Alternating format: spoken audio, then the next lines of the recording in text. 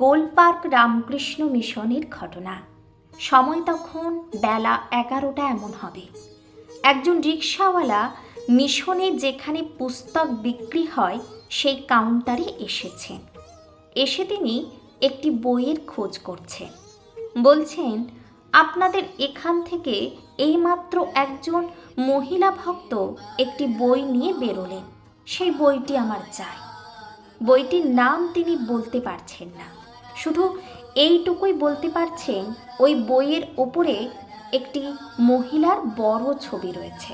সেখানে উপস্থিত এক সাধু মহারাজ তখন শতরূপে মা শারদা বইটি ওই রিক্সা চালককে দেখালেন। বইটি দেখা মাত্রই তার মুখ উজ্জ্বল হয়ে উঠল, মুখে এক আলাদা প্রসন্নতার ছাপ ফুটে উঠল। খুশি হয়ে বললেন, এই বইটি আমি খুঁজছি। তাকে বলা হলো এই বইটির দাম 60 টাকা। ঘটনাটি 1985 সালের। তিনি খুব হতাশ হলেন। তখনও পর্যন্ত তার যা উপার্জন মোটে 10টি টাকা তার কাছেই পড়েছিল। তার সেই দিনের সম্পূর্ণ অর্থ দিয়েও সেই বইটি নিতে পারবেন না জেনে তিনি খুবই হতাশ হলেন। বিষয়টি মিশনের তৎকালীন ভারপ্রাপ্ত মহারাজকে জানানো হলো। মহারাজ এসে সেই ভদ্রলোকটাকে জিজ্ঞেস করছেন, আচ্ছা, আপনি কি জানেন এই বইটি কার? এই বইটি কাকে নিয়ে লেখা আপনি কি জানেন? ভদ্রলোক বললেন, না, আমি কিছুই জানি না। মহারাজ জিজ্ঞেস করলেন, আপনি কি লেখাপড়া জানেন? ভদ্রলোক বললেন, না, আমি নিজে লেখাপড়া জানি না, তবে আমার বাড়িতে ছেলে আছে, সে এবার ম্যাট্রিকুলেশন পরীক্ষা দেবে, সে আমাকে এই বইটি পড়ে শোনাতে পারবে। মহারাজ প্রশ্ন করলেন, বইটি আপনি কেন নিতে চাইছেন?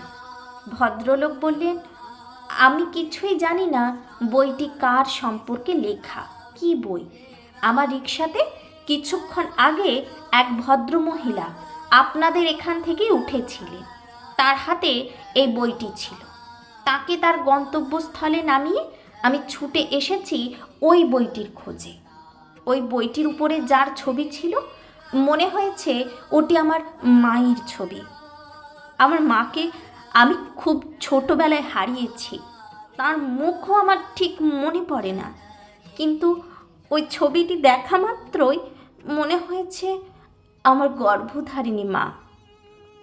তাই বইটি আমি সংগ্রহ করতে এসেছি, কিন্তু আমার কাছে আজ পর্যাপ্ত টাকা নেই, তাই বইটি নিতে পারলাম না।